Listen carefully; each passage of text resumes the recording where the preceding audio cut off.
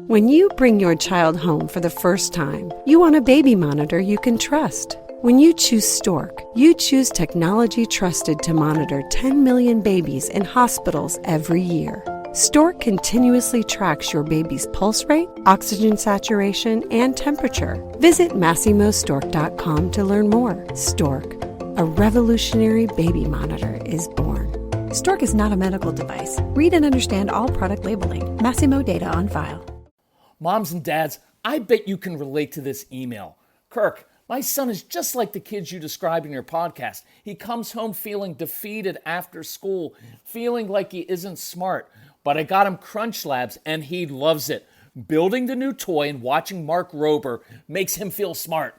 And then he explains, talking a million miles a minute, like our kids do, all the cool science facts he's learned.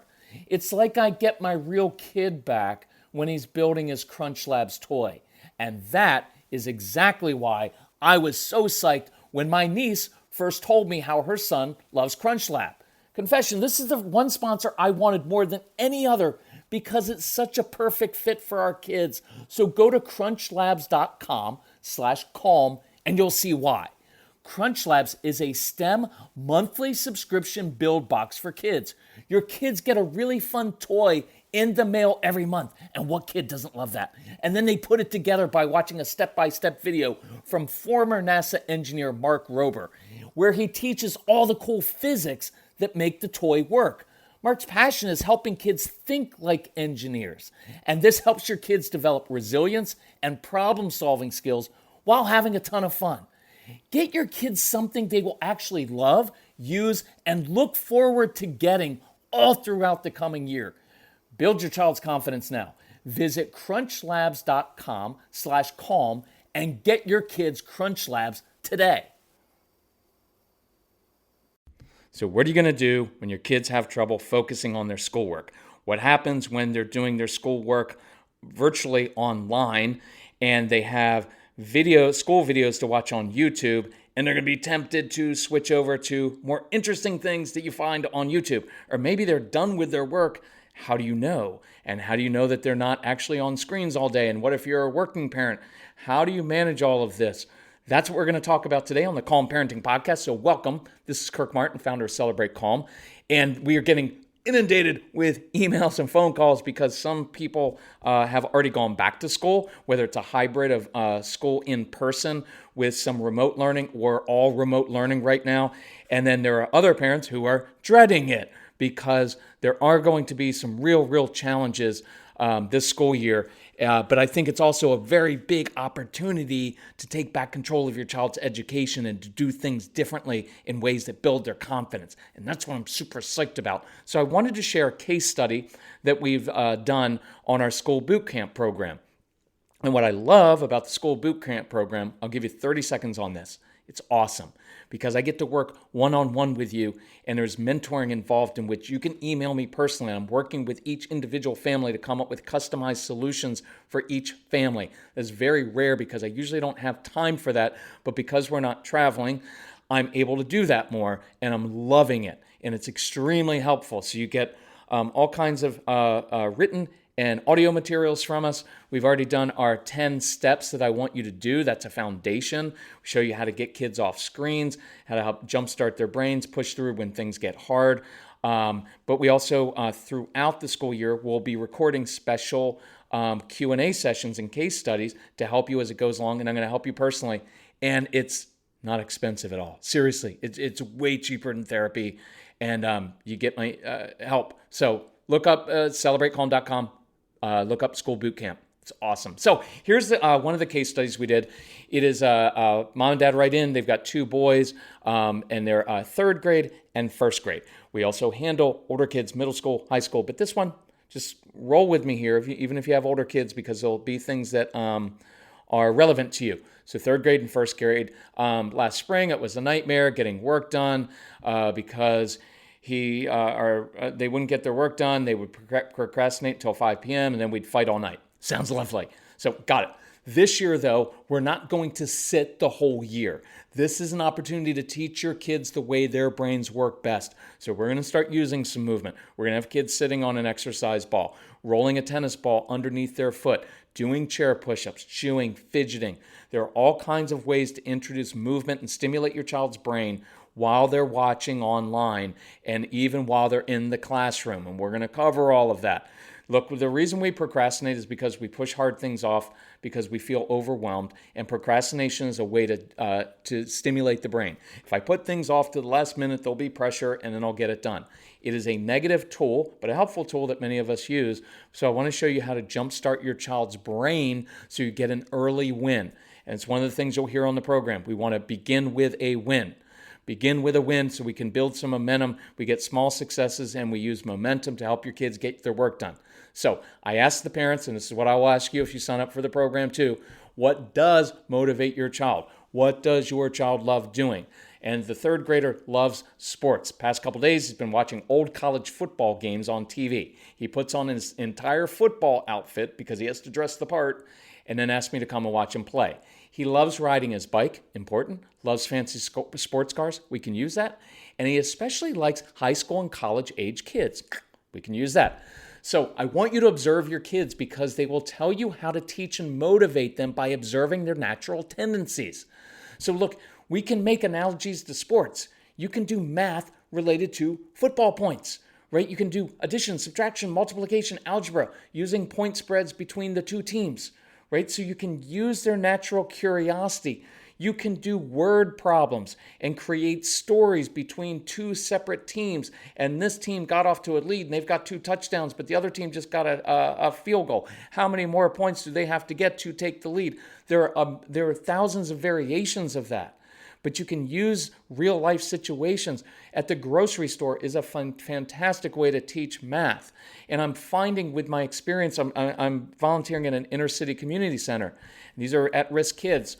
And so I am putting all of this into practice, and I'm having to at times look at their worksheet and say, let's cover up the worksheet. Let me tell you a story. See, within stories, you can create context, which is really important. And it's really helpful at times to actually go through your child's curriculum. And I'm finding, look, I'm going through multiple kids a day that I'm working with, and I'm looking at the curriculum, the little packet of information from school, and I'm like, that's pretty confusing, and I'm 54. So I'm kind of rewriting the curriculum for them so that they can get it. And I'm drawing them in using stories because it draws them in, and you see the light bulb go off inside, and they're like, oh, now I get it. It's not just numbers on a page. This is related to me. Right? And I use manipulatives. The kid the other day, we were doing his math facts, and he's building things with Jenga blocks, right? Because he can feel it in his hands. For older kids, you can use their Instagram followers. You have this many followers, your friend has this many. What percentage increase in your popularity, fake popularity, do you need in order to be as fake popular as him, right? So take back control and learn to do that. So he likes to get dressed up in his entire football uniform. Good. So use that. So maybe every day for school, he dresses up in a different way. Monday, it's one team. Maybe Tuesday, it's a different sport. I don't care. Use it. Maybe in order to feel like, dad going to work, he wears a shirt and tie. I don't know. You don't know what's going to work, so try everything. If you can take a break during the school day, if you can, and during your work day, because many of you are working from home, and I strongly encourage you to do so. For this child, he loves to ride on bikes, so go ride on bikes. Right? If you can do it, make a picnic lunch, throw out a couple PB&Js, go for a bike ride. Do your homework and schoolwork while they're outside eating on the ground. Maybe you set up just a little obstacle course and he has to ride his bike through. Or maybe you time him and say, hey, you've got to ride from here to here around the block. Let's see if you can do it in under 58 seconds. Make it very specific. And then challenge him, right? Because he's like a Ferrari on his bike. And you affirm him like, man, you're getting so fast. And now his face is all red and he's all like, he's breathing hard. That's a great time to quiz your child on math facts and vocabulary words while he's actually on his bike, because the endorphins, the fresh air, and accomplishment in any area of strength, all those things are really helpful. Look, try everything. I encourage these parents. I was like, maybe, just maybe, you bring in his bike and let him sit on his bike while he's watching his Zoom class. Or better yet, get one of those indoor bike trainer stands where you put the bike on it and the kid can pedal but stays in place. It's $100, but you let him ride while he's watching his videos and doing work. I don't see why see, we've wanted for years to be able to go into the schools, and what I train teachers to do, and we're still doing training via Zoom and some live training too. So reach out to us if you want to train your school, PTA, school assemblies. Casey's doing school assemblies by Zoom. It's really cool. So just reach out to Casey at celebratecalm.com and we'll send you a quote. We'll show you how to do it. It's pretty cool. But we've wanted for years to be able to teach our kids in different ways. Now you have an opportunity, because you don't have to worry about them distracting all the other kids in class while your kids do weird things. So try it. And we also found out he looks up to older kids. So watch, this is a cool idea. I guarantee you there are tons of smart, bored college kids stuck at home because they weren't able to go live in dorms this fall. And so you could hire a local college kid or a high school kid. Because look, I've got friends, their kids are done with school every day by like noon or 1 o'clock. They have time to do things. And I'm starting to recruit them to go to the community center with me because it's really cool for them. Look, you can hire them to help tutor and to do their schoolwork. And it's cool because your son looks up to older kids, and they're going to listen to older kids or other adults more than they're going to listen to you because you're just the stupid parent. And it's a lot cheaper, right? Right, to do that, especially a lot cheaper than going to therapy from yelling at your kids all day. You can also hire those kids, say, take my child outside, wear him out a little bit, right? You know what happens? You do the world 2 favors. One, your son gets to look up to an older kid. He now has a mentor, someone he listens to that takes an interest in him. And that older kid who's helping may just be one of our teenage kind of kids who's bored but gets along really well with younger kids, like many of your kids. They get along better with little kids and older kids and animals, but not kids their own age. And so you just gave him a job to do, doing something meaningful, and he gets to go, look, his family may get a break from him while he's over helping your child, and now he's doing something meaningful. And it costs you a lot less than getting a regular tutor. And if you need to get a professional tutor, by all means do it. I'm not trying to take work away from them, but what the heck, use what you got. Okay, how do we get him off screens after his work is done? I'm going to save that for later. I've got a whole section. We're doing a ton of that in the school boot camp. It's a little bit longer answer, so I'm just going to save that for that. Mom says, I need him to get his work done more quickly. Here's the thing. I can't promise he's going to work as quickly as you want, because most of our kids have very, very busy brains and they don't process things that quickly all the time. Sometimes they're slower processors, but deeper processors, which is an advantage in the real world, but usually a disadvantage in school. So they work better in spurts with momentum. So you're going to have to manage their energy, not their time. And I want you to reset your expectations, type A mom and dad, because you're going to be like, well, just sit it down, go for it. That's not the way their brains work. He also compares his workload to his younger brother, who doesn't have to do as much, and it's not fair. Of course, it's not fair. I don't like having to work harder than other people, but I only do it because there's usually a reward for it somewhere. So could we provide some unequal rewards as well? Maybe older child gets a special privilege he gets to enjoy with dad because he's the big kid and the firstborn. So you do more work, you get more privileges, even if you just make something up. He loses steam throughout the day. He gets excited about a product, comes up with great ideas, but when it comes time to do the work, he wants us to do the typing or put ideas down on paper for him. We wouldn't, of course, but then that would lead to him not doing the work or doing the minimum. It's frustrating, so many great ideas, but he didn't get turned in because he wouldn't complete the project. So 2 thoughts. One is, in the program, we're going to go through how to jumpstart his brain, use momentum, maximize his brain energy, and we're going to show you how to do writing projects in a completely different way, because it is extremely difficult to get those thoughts down from head to paper because they just swirl in the brain. So I'm going to show you how to do that, but here's what I want to encourage you to do. Sometimes just write the words down for him. You're just going to have to do it. Right? And you're just going to have to write the words down, and maybe you type some things in for him. And I know you're going to be like, oh, but he needs to learn how to do it. And yes, he does in certain ways. But it's also 3rd grade. It's not like he's not working at a real job. It's not rocket science here. It's 3rd grade.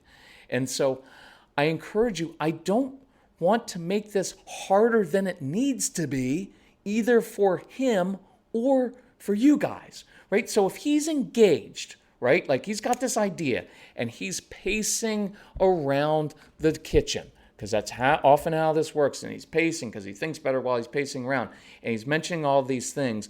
One thing you can do is have a whiteboard there, and he jots down one idea that he gets while he's walking around, and you put it into a template, a structure, 5 blocks: introduction, 3 support points, conclusion. And maybe he jots that down, but you write a lot of the notes down. I don't have a problem with doing that for him, as long as he's not saying, well, why don't you write it for me? If he's engaged, he's coming up with ideas. You're a tool that is helping him right now until he gets a little bit older, until he gets a little bit of confidence, then he'll start doing it. But don't make it harder than it needs to be. And you're going to have to resist the urge, because you want to get all anxious and project into the future thinking, well, we can't do it. We can't do his work for him. How will he be able to succeed in college or the real world because mommy can't come to the dorm room? But I promise you that he will change. He'll be independent when he's older and when he's motivated. But don't make things harder than they need to be. It's a 3rd grade project. It has nothing to do with his future. It has no bearing on his future success. And all of us are going to have to define what is really important, what isn't. Use a long-term focus, not what is being asked of them right now. Because much of the work that they're being asked to do is arbitrary. You're the parent, you know what's important, and you know what isn't. And we've got 2 working parents here who are tag team schooling the kids, right? So that is difficult. You're not going to get everything done. So choose wisely, choose the important things. Now, what happens when we get interrupted at work? I'd hang something red or a big red stop sign on your home office door or around your neck, or hold up a sign when you see him coming in. It's a nonverbal. It's red, it means stop, right? And I want to use that so he learns to respect the need for quiet. Now, if you're on a call in your little home office or wherever it is, you could have your sensory child come in, lie underneath your feet, and you roll a ball across his back. Or maybe you give him some sensory pressure while you're on the call. That way you're connecting. You meet this need while you're focusing on your work project. And maybe that keeps you awake during boring Zoom meetings for work, right? But be creative with it.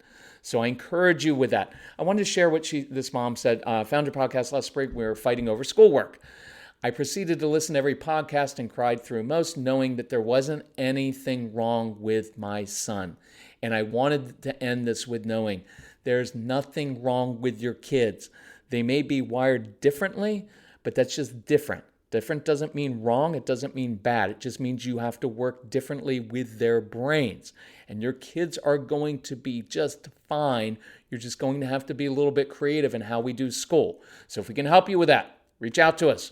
We've got a 50% off sale while it lasts right now on the school boot camp program. You can reach out to Casey for help with that if you have questions. We've got a massive back-to-school sale on our regular programs that is 60% off. So if you need help with anything, email us, tell us about your family, your situation, and we will recommend the right products within your budget. We'll help you out. But thank you for listening, and we'll talk to you soon. And be sure, if you don't mind, spread the news. Tell other people about the Calm Parenting Podcast if you find this helpful, because you never know. They might just get insight into their kids. It changes their relationships. That's kind of a cool thing. And that's what we love doing. Talk to you soon. Bye-bye.